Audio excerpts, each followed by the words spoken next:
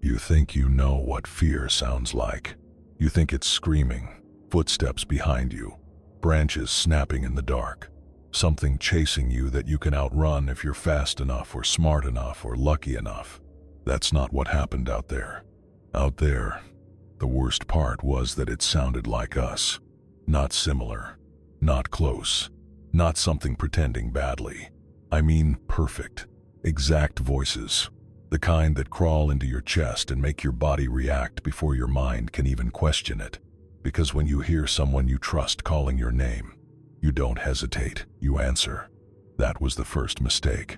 If you ever hear your own voice calling you from somewhere you know you have never been, I need you to do one thing before we go any further. I need you to stop, and I need you to listen very carefully, because what you're about to hear might be the last time you recognize what is real. So, before we begin, subscribe, stay with me, and don't skip ahead, because this story does not warn you twice, and neither did it. My name is Elias Lund, and in the winter of 1898, I followed my own voice into the forest, and something else answered first. I remember the cold before I remember the fear, because the kind of cold we faced in that winter did not simply bite at the skin but settled into the bones as if it had always belonged there, as if it had been waiting for us long before we ever set foot in that valley. And by the time the sun disappeared behind the ridge and the trees began to lean inward like silent witnesses, there was already something wrong with the way the world sounded around us. We were 6 men when we set up camp, and I can still name every one of them, as if speaking their names might anchor them somewhere safe, somewhere untouched by what came after. Because there was Anders, who never stopped talking even when his lips cracked from the cold, and Mikuel, who carved small figures from wood to keep his hands from shaking, and Torvald, who claimed he had hunted wolves since he was a boy and feared nothing that walked on 4 legs, and Soren, who barely spoke at all but listened too closely to everything, and finally Eric, who was the first to hear it, though he never admitted it out loud. The first night should have been quiet, the kind of heavy silence that blankets the forest after snowfall, where even the wind seems to lose its courage. But instead there was something else beneath it, something subtle and wrong, like a breath taken just out of rhythm with your own. Something that did not belong to any of us, yet stayed just close enough to be mistaken for one of us if you did not listen carefully. We sat around the fire long after we should have slept, not because we were afraid yet, but because none of us wanted to be the first to admit that the silence between our words felt occupied, as if something unseen had joined us and was waiting for its turn to speak. And every time the fire cracked or shifted, all of us would glance up at the same moment without saying why. It was Eric who finally broke it, though even now I wonder if he meant to or if something spoke through him before he understood what he was doing, because he lifted his head slightly, eyes fixed on the darkness beyond the trees, and said in a voice that did not sound like fear but like recognition, "Did you hear that?" None of us answered him at first, because the truth is we had all heard something, but we did not agree on what it was, and saying it out loud would have made it real in a way that silence still protected us from. And so we stayed quiet long enough for the forest to respond. And it did. From somewhere beyond the edge of the firelight, from a place where the darkness thickened instead of faded, we heard Eric's voice again, not close, not distant, but placed perfectly in the space between, as if it had been standing there the entire time waiting to be acknowledged. And it said the same words, with the same breath, the same tone, the same slight hesitation at the end. Did you hear that? No one moved, because the voice behind us did not belong to Eric anymore, even though Eric was sitting right there with us, his face draining of color as his own words were handed back to him by something that understood not just how he sounded, but how he existed. Anders was the first to laugh, though it came out too quickly and too loud, like a man trying to convince himself that something is harmless before it has the chance to prove otherwise. And he said it was an echo, or the wind, or something bouncing off the ridge, but his voice cracked halfway through the explanation, and no one believed him, not even himself. Torvald stood up then, slow and deliberate, the way a hunter does when he wants whatever is watching to know he is not afraid. And he stepped just beyond the firelight, staring into the trees as if daring something to reveal itself. But the forest did not move, and the silence that followed was heavier than anything we had felt before. We should have stayed together after that. We should have kept the fire burning and waited for morning like men who understood that something had changed. But instead we did what men always do when fear touches pride. We divided our attention. We pretended it was nothing. We told ourselves that the world still made sense. That was the second mistake. Because sometime after we lay down, after the fire had dimmed and the cold pressed closer, I heard my own voice for the first time. Not inside my head, not in memory, but out there, somewhere between the trees, calling my name in a tone I had used before, a tone I trusted, a tone I would have followed without question if I had not known exactly where I was. And yet, even knowing that, even feeling the wrongness of it settle into my chest like ice, I found myself sitting up, listening, waiting, because the voice did not stop, and the longer it spoke, the more it felt like it belonged to me. That was when I realized something I wish I had understood sooner. It was not trying to scare us. It was trying to learn us. I did not sleep after that, not truly, because even when my eyes closed, my body remained alert in a way that felt unnatural, as if some part of me understood that resting meant surrendering something I could not afford to lose. And every time the wind shifted against the canvas of the tents, or the fire collapsed into itself with a soft hiss, I expected to hear my own voice again, closer this time, clearer, more certain.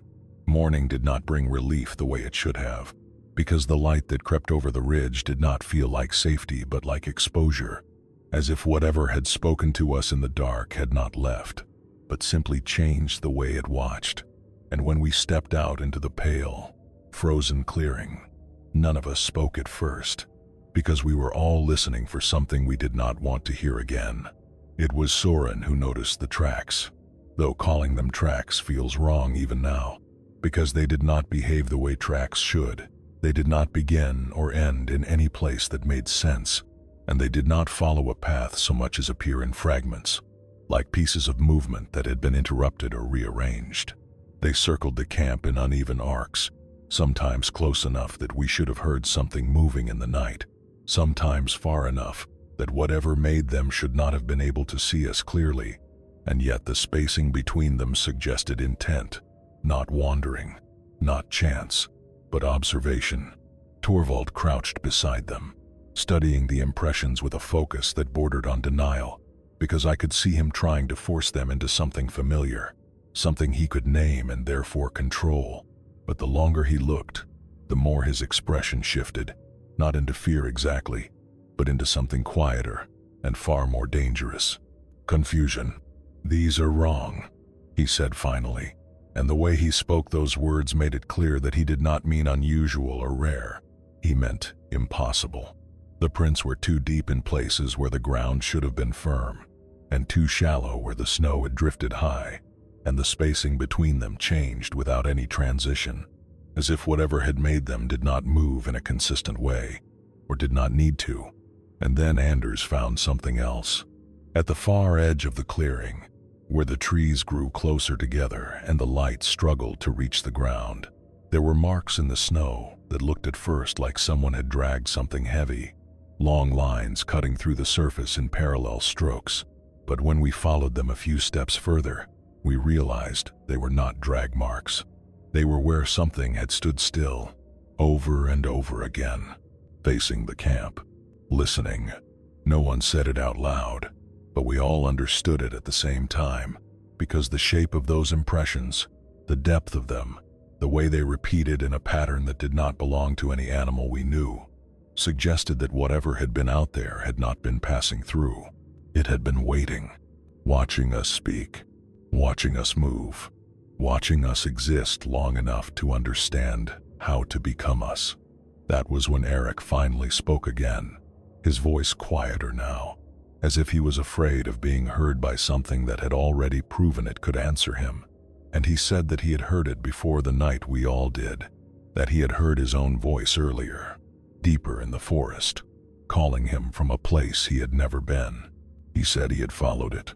Not far, not enough to get lost, but far enough that he had stepped beyond the comfort of the camp and into a space where the trees seemed to close behind him. And he admitted that when he stopped and called out, the voice had answered immediately, not from ahead of him, but from behind. No one accused him of lying, because none of us had the strength left to pretend that this was something ordinary, but the silence that followed his confession was worse than anything we had experienced the night before, because it confirmed something none of us wanted to accept. It was not just repeating us. It was placing itself around us, learning where we would look, learning how we would turn, learning how to make us move exactly where it wanted us to go. And as I stood there, staring at those broken, impossible tracks, I felt something shift inside me. Not fear alone, but a deeper realization that settled into my chest like a weight I could not remove. We were not being hunted in the way animals are hunted. We were being studied, and whatever was studying us had already begun to understand how to call us out of the safety of the fire, one voice at a time. By the time the light began to fade again, none of us pretended anymore that we were dealing with something we could understand, and yet we still made the mistake of acting as if understanding was not necessary for survival, because men like us are built on routines, on patterns that have kept us alive before, and even when those patterns begin to fail, we cling to them as if repetition alone can force the world back into something predictable. We agreed without saying it directly that no one would leave the camp alone, that the fire would be kept high through the night, and that if anyone heard anything, no matter how familiar it sounded, they would not respond unless they could see the man speaking with their own eyes. And for a few hours, that agreement felt like control, like we had drawn a line that whatever was out there could not cross. But the forest does not respect lines drawn by men who do not understand what is watching them. It began just after the last of the light disappeared, when the fire was at its strongest and the shadows it cast seemed almost solid, stretching out between the trees in long, shifting shapes that felt too deliberate to be random. And we were sitting closer together than we had the night before, not out of comfort, but out of necessity, because proximity felt like the only thing we had left. Mikuel was the first to react, though he tried to hide it at first, his hands tightening around the small piece of wood he had been carving, the knife pausing mid-motion as his head tilted slightly, as if he had heard something that the rest of us had not yet caught. And when I followed his gaze, I saw nothing but darkness, but I felt something shift in the air, something subtle but undeniable. "What is it?" Anders asked, his voice lower than usual, stripped of the false confidence he had tried to maintain earlier. And Mikuel hesitated before answering, not because he did not want to speak, but because he was trying to decide if speaking would make it worse. "It's nothing," he said finally, but the words did not land, because even as he said them, we all heard it. His voice, not the one sitting beside us, not the one that had just spoken, but another version of it, placed somewhere beyond the firelight, softer, stretched slightly, as if it had been pulled through something before it reached us. "Mikuel." It did not call loudly. It did not demand attention. It simply existed, waiting to be acknowledged. And the moment it spoke, something changed in Mikuel's face, something that I can only describe as recognition, the same expression I imagine I had worn when I heard my own voice the night before. "No," Torvald said immediately, stepping closer to Mikuel, placing a hand on his shoulder as if physical contact alone could anchor him to the present. "You stay here." But the voice came again, and this time it was closer. "Mikuel, I found something." The tone was wrong, not in sound, but in intention, because it carried a familiarity that did not belong to the moment, as if it was recalling a memory that had not yet happened. And I could see the conflict in Mikuel's eyes, the part of him that knew this was impossible, fighting against the deeper instinct that told him to respond.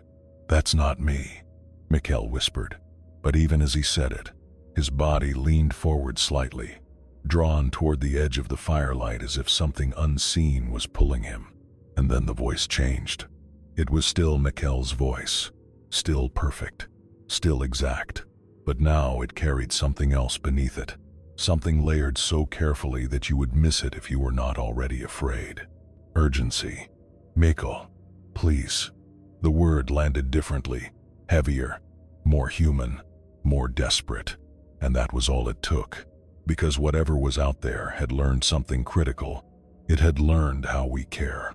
Before any of us could react, before Torvald could tighten his grip or Anders could speak again, Mikuel stepped forward, just one step at first, then another, crossing the boundary of the firelight in a movement that felt both slow and immediate at the same time. "Mikuel, stop," I said, but my voice sounded distant even to myself, as if the forest had already begun to swallow it. He did not stop. He moved into the darkness without looking back, following the sound of his own voice as it retreated deeper between the trees, always just far enough ahead to keep him moving, always just close enough to feel reachable. We should have gone after him together. We should have stayed as one. But fear does not create unity. It fractures it. And for a moment that stretched too long, we hesitated. And in that hesitation, we heard it. Not a scream, not a struggle, just a sudden, violent silence, as if something had removed him from the world entirely without leaving a trace behind. The forest did not move after that. It did not celebrate. It did not reveal itself. It simply continued to exist, as if nothing had happened at all. Except now, there were only 5 of us, and somewhere out there, something new had been added to what it knew. We did not speak of going after Mikuel once the reality of his absence settled in, not because we did not care, but because something deeper than care had taken hold of us, something that whispered a truth none of us wanted to say out loud, which was that whatever had taken him had not done so by force, and that meant it could take any of us the same way. The fire became our center after that, not as a source of warmth, but as a boundary we believed, perhaps foolishly, could keep the darkness from pressing too close, and we fed it constantly, piling on wood until the flames rose higher than necessary, until the light pushed back against the trees in a way that felt almost aggressive, as if we could burn the fear out of the air itself. But fear does not burn. It waits. Hours passed without sound, without movement, without any sign that what had taken Mikuel intended to return, and for a brief, dangerous moment, I felt something like relief begin to settle in, the kind that comes not from safety, but from exhaustion, from a mind that cannot sustain terror indefinitely and begins to dull itself as a form of protection. That was when I heard it again. My voice, not distant this time, not placed somewhere beyond the trees, but close enough that I could feel it before I fully processed it, like a vibration in the air that my body recognized before my mind could understand. Elias. It spoke my name with a familiarity that went beyond imitation, because it did not just sound like me. It sounded like the way I spoke when I was alone, when there was no one to hear me, when the tone of my voice dropped into something more honest, more unguarded. Every part of me froze. I did not turn immediately, because something in me understood that turning would confirm it, would acknowledge it in a way that silence still resisted. But the voice did not stop, and the longer it continued, the more precise it became. "I know where you hid it." The words made no sense to the others. I could see that in their faces when they looked at me, confused, tense, waiting for me to explain something I could not bring myself to say. But to me, those words landed with a weight that stole the air from my lungs, because I did know what it meant. It was referring to something I had never spoken about, something I had done years before, something buried not in the ground, but in memory, something I had carried quietly, believing it belonged only to me. And yet, here it was, spoken back to me, not guessed, not approximated, known. "That's not you," Søren said quickly, stepping closer to me the same way Torvald had stepped toward Mikuel. But his voice lacked conviction, because he had heard it too, and he understood. even if he did not know the meaning behind the words, that this was something different. The voice shifted again. Still mine. Still perfect. But now it was closer. Closer than it should have been possible for anything outside the firelight to be. I can show you. I felt my body respond before my mind could intervene. The same pull I had seen in Mikuel. The same subtle lean forward. The same instinct to follow something that felt both wrong and undeniable at the same time. And in that moment, I understood exactly how he had stepped into the dark without resisting. It was not control. It was invitation. And the worst part was that it knew exactly how to invite me. "Ilias, look at me," Anders said sharply, grabbing my arm, his grip tight enough to hurt. And that pain was the only thing that kept me anchored. The only thing that reminded me where I was, who I was, and what waited just beyond the edge of the firelight. But even as he held me, even as I forced myself to stay still, the voice did not retreat. It circled, not in sound, but in presence, shifting from one point to another without crossing the space between, as if it did not need to move in the way we understood movement. Ilias. It was behind me now. Not far, not distant, close enough that I could feel the shape of it in the air. And for the first time since this began, I understood something that settled into my chest with a clarity more terrifying than anything we had faced so far. It was no longer learning how to sound like us. It had already learned. Now it was learning how to use it. And I could feel, with a certainty I could not explain, that I would not be able to resist it forever. After the voice spoke to me, after it reached into something I had never shared and pulled it into the open like it had always belonged to the forest, something inside our group broke in a way that could not be repaired. Because fear was no longer something outside of us waiting in the dark. It had crossed into the space between us, into the way we looked at each other, into the silence that followed every word. We began to question things we should never have questioned, not out of logic, but out of survival. Because once you accept that something can sound exactly like you, can think like you, can recall things you have never spoken aloud, then the next question becomes unavoidable. How do you know it is not already here? Torvald was the first to say it, though he tried to frame it as strategy rather than suspicion, pacing near the fire with the restless energy of a man trying to outrun a thought he cannot escape. And he said that from this point forward, no one should speak unless they were looking directly at the person they were addressing, that no one should respond to their name unless they could see the lips forming it, and that if anyone moved beyond the firelight, even for a moment, they were to be considered lost. No one argued, because no one could. The rules felt necessary, but they also revealed something darker beneath them, something none of us wanted to acknowledge, which was that we were no longer certain that what we saw could be trusted any more than what we heard. The night stretched on slowly, every minute pulling tight with anticipation, because we knew now that it would come back, not out of hope, but out of pattern. And the longer it waited, the more it learned, and the more it learned, the worse it would become. At some point, Anders stood up without announcing it, stepping just to the edge of the firelight, not leaving it, but leaning into it, as if testing where the boundary truly was. And I watched him carefully, not because I thought he would run, but because I no longer knew what running would look like. "You see that?" he said, pointing into the trees, his voice steady but too quiet, as if he did not want to draw attention from something that was already watching. We followed his gaze, and at first, I saw nothing. Just the same wall of darkness broken only by the thin outlines of branches and the faint reflection of snow. But then something shifted. Not movement, placement. There was a shape where there had not been one before. Something vertical, something that did not belong to the natural pattern of the forest. And the longer I looked at it, the more it resolved into something that made my chest tighten. A figure, standing still, facing us. It did not move when we looked at it. It did not react. It did not step forward or retreat. It simply existed at the very edge of visibility, as if it understood exactly how far it needed to stand to remain uncertain, to remain deniable. "Who is that?" Soren asked, but his voice carried something deeper than confusion.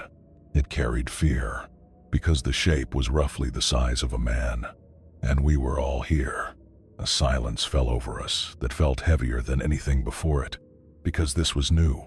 This was not sound or suggestion or something that could be explained away as echo or trick of the mind. This was presence, undeniable and deliberate, and the longer it remained there without moving, the more unnatural it became.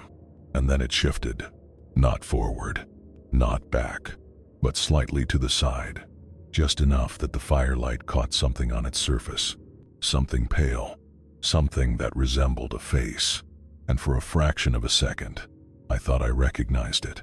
Not clearly, not fully, but enough that something inside me recoiled before my mind could understand why. "Stay back," Torvald said, raising his voice for the first time since this began, and that was when the figure tilted its head slightly, a movement so small and yet so precise that it felt like a response rather than a coincidence. It was acknowledging us, and then, without warning, it spoke, not from the distance, not from where it stood, but from inside the camp, right behind us. "Torvald." We turned at the same time, all of us, instinct overriding thought, and for a brief, impossible moment, I saw something that did not make sense, something that could not exist, because standing just within the firelight, where there had been no one seconds before, was a shape that looked almost human. Almost. It was Torvald. But Torvald was standing beside me. The thing in the firelight smiled. Not wide, not exaggerated, just enough. And then it spoke again. Perfectly. "I'm right here." That was the moment we understood. It did not need to stay outside anymore. No one moved after that.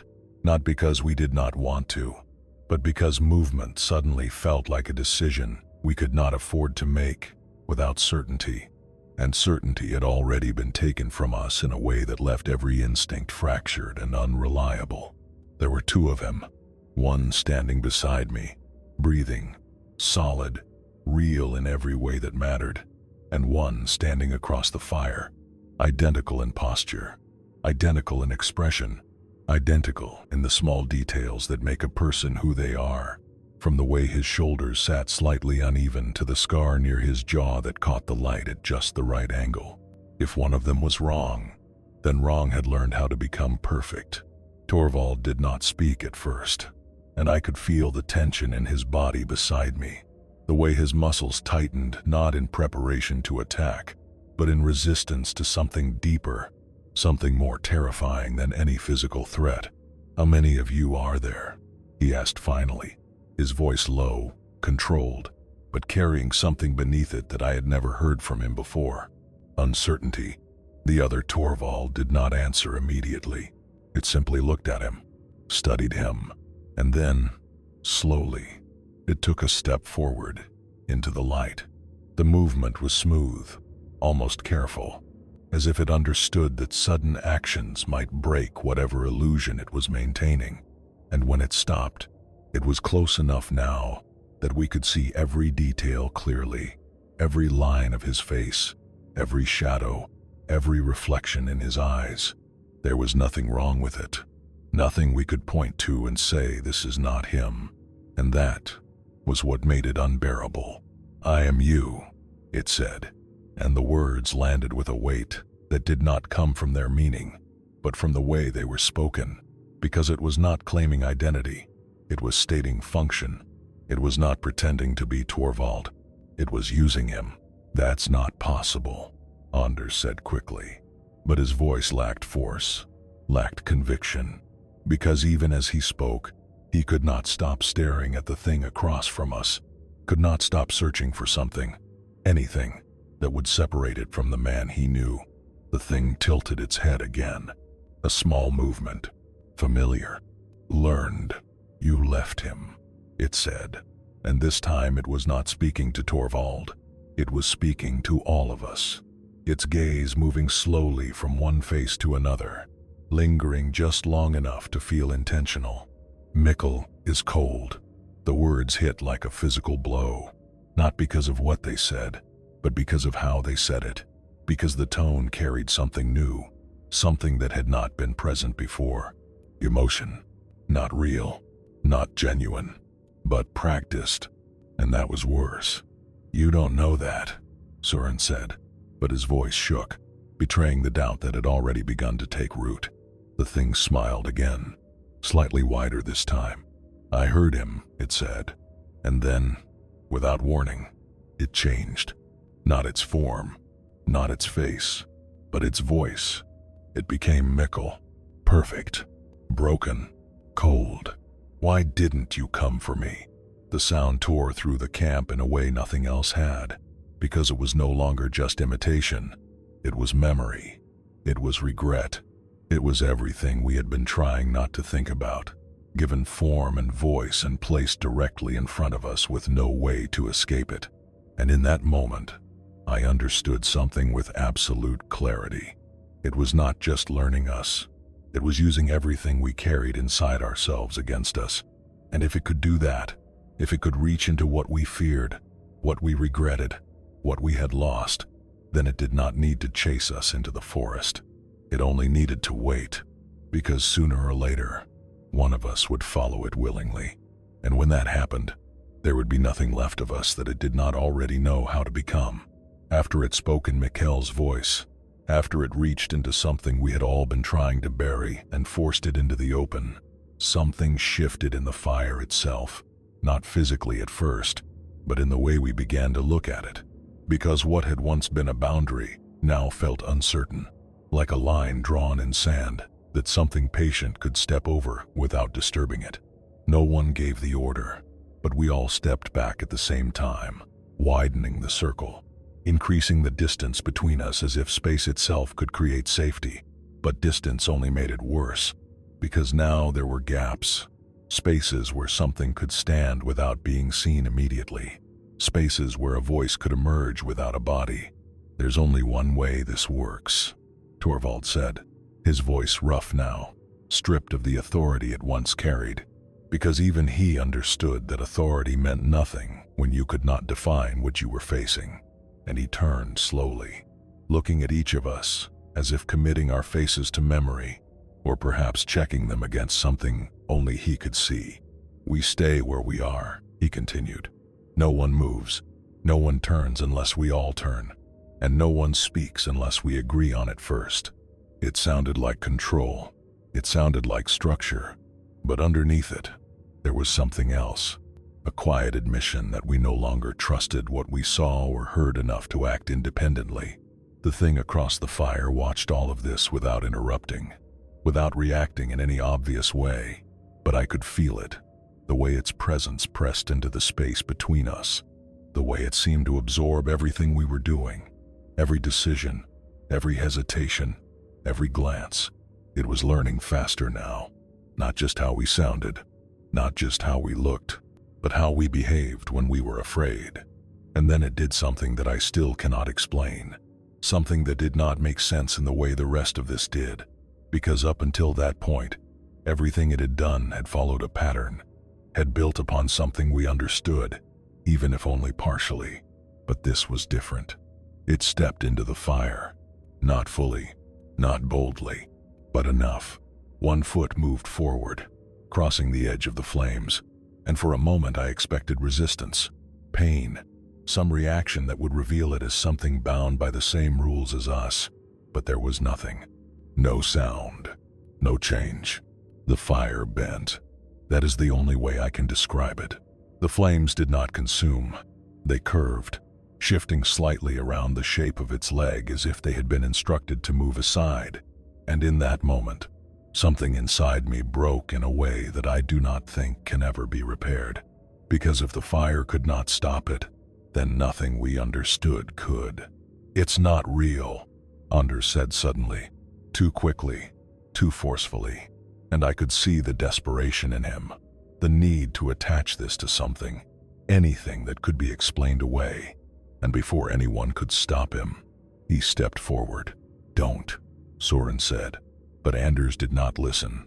Because once a man commits to proving something is not real, he cannot stop halfway. He reached out. Not all the way. Just enough. His hand hovered near the thing's arm, close enough that the heat of the fire should have been enough to burn him.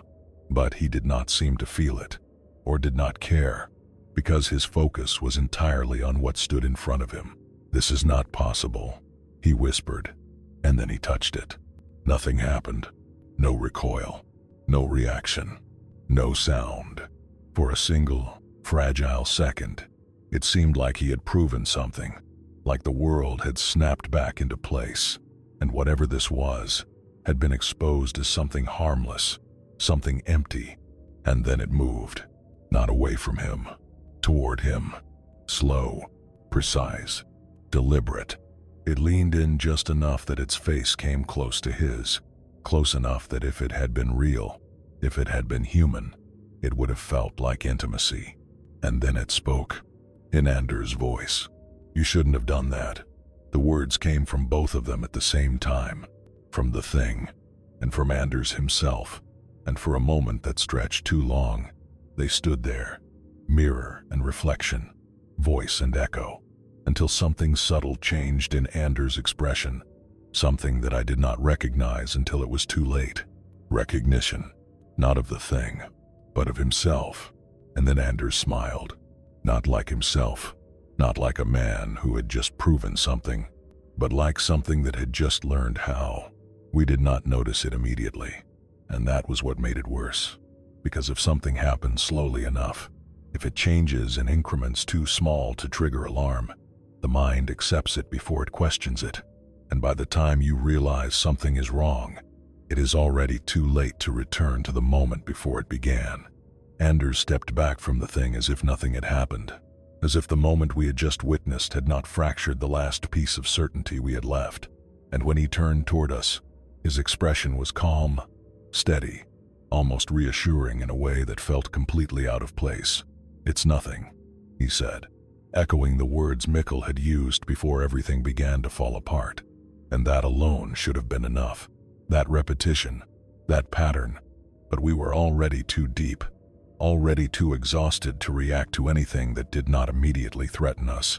Torvald moved toward him slowly, careful, controlled, the way a man approaches something he does not trust, but cannot yet justify attacking.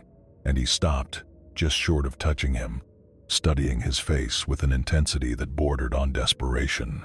"Say something only you would know," Torvald said. It was a test. Simple, direct, necessary. Anders nodded, almost too quickly, as if he had expected the question, as if he had been preparing for it. "You owe me 3 coins from Bergen," he said without hesitation, and Torvald's expression shifted, not into relief, but into something worse. Acceptance. Because it was true. Because it was correct. Because whatever stood in front of us now had access to things it should not have. "That doesn't mean anything," Soren said, but his voice lacked strength. Because we all understood what that answer meant. We all felt the weight of it settling into the space between us. The thing across the fire watched this exchange with what I can only describe as patience, as if it had reached a point where it no longer needed to rush, where it could allow us to come to our own conclusions at our own pace, because either way, the outcome would be the same. And then the fire did something else. It split, not physically, not in a way that could be explained by the movement of wood or the shifting of embers, but in presence, because suddenly there were 2 sources of light, 2 centers of warmth, 2 points around which shadows formed, one where the fire had always been, and one where Anders stood. At first, I thought it was a trick of my eyes, something caused by exhaustion or fear, but when I blinked, when I focused, when I forced myself to look directly at it, the second light did not disappear. It grew, subtle, faint, but real, casting its own shadows, creating its own space, and that was when I understood what had happened. The thing did not need to replace us all at once. It only needed to become one of us, to stand among us, to be accepted, to be trusted. Because once it was inside the circle no longer mattered. "Elias," Anders said, turning toward me, his voice steady, familiar, perfect in every way that should have comforted me. And yet something inside me recoiled, something deep and instinctive that recognized a pattern my mind could not fully articulate. "We need to leave," he continued, and for a moment, just a moment, the words made sense. They aligned with everything I felt, everything I wanted, everything that told me staying here meant death. And that was exactly why they were dangerous. Because the voice was not trying to confuse me anymore. It was trying to guide me. I looked at the others, at Torvald, at Søren, at Erik, and I saw the same hesitation in their eyes, the same pull, the same quiet shift toward agreement, because what Anders was saying felt right. And that was the most terrifying part of all. Because if the right choice came from the wrong voice, then there was no longer a way to tell the difference.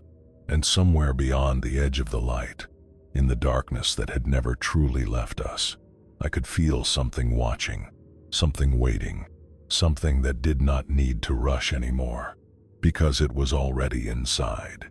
By the time Anders told us we needed to leave, the idea had already taken root in all of us, in a way that felt dangerously natural, because staying had become something we associated with waiting to be taken, while leaving felt like action, like choice, like survival.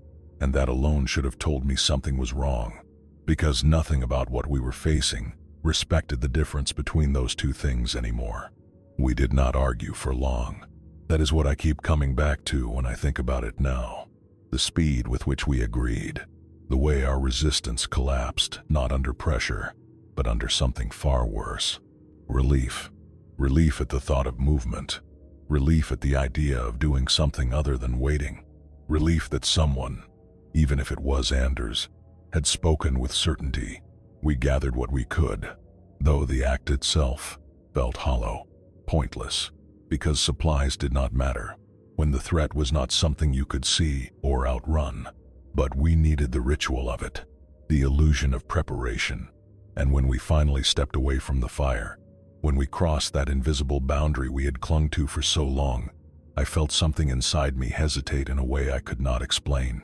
It felt like leaving something behind. Not safety, not warmth, but something that had been watching us from a distance and was now free to move with us. The forest closed around us almost immediately, the light of the fire fading faster than it should have, swallowed by the trees in a way that made it feel like it had never existed at all. And we moved in a tight formation, close enough to touch, close enough to confirm presence, because none of us were willing to rely on sight alone anymore. "Stay with me," Anders said, walking just ahead, his voice calm, steady, guiding us through the dark, with a confidence that felt almost comforting if you did not look too closely at it. And that was the problem. It was too perfect, too controlled, too exactly what we needed. We walked for what felt like hours, though time had already begun to lose its shape, stretching and folding in ways that made it impossible to track. And the deeper we went, the more the forest changed, not in appearance, but in feeling, as if the space between the trees had grown tighter, as if the world itself was narrowing around us. At some point, Erik stumbled. Not hard, not enough to fall, just enough to break the rhythm. "I heard it again," he said, his voice low, strained, and the moment he spoke, everything inside me tightened, because I knew what that meant. "What did you hear?" Søren asked. Erik hesitated. "Myself," he said finally, and there was something in the way he spoke that felt different from before. Not fear, not confusion, but something closer to acceptance, like a man who had already begun to understand something the rest of us were still trying to avoid. "Don't listen," Torvald said quickly, but his voice lacked force, because the truth was, we were all listening now, whether we wanted to or not. And then it happened. Not from ahead, not from behind, but from within us. "Erik." The voice came from somewhere inside the formation. layered into the space between our bodies, impossible to locate, impossible to escape. And when I turned, when I tried to find its source, I saw something that made my stomach drop in a way I cannot describe. There were too many of us. Not clearly, not distinctly, but enough. Shapes where there should not have been shapes. Movement that did not align with ours. Reflections of motion that did not belong to the number of men we knew were there. "Stop," I said, my voice sharper than I intended, and for a moment, everything froze, the group halting in unison, and that was when I saw it clearly. There were two Erics, one standing where he should be, and one slightly behind him. Perfect. Still. Watching.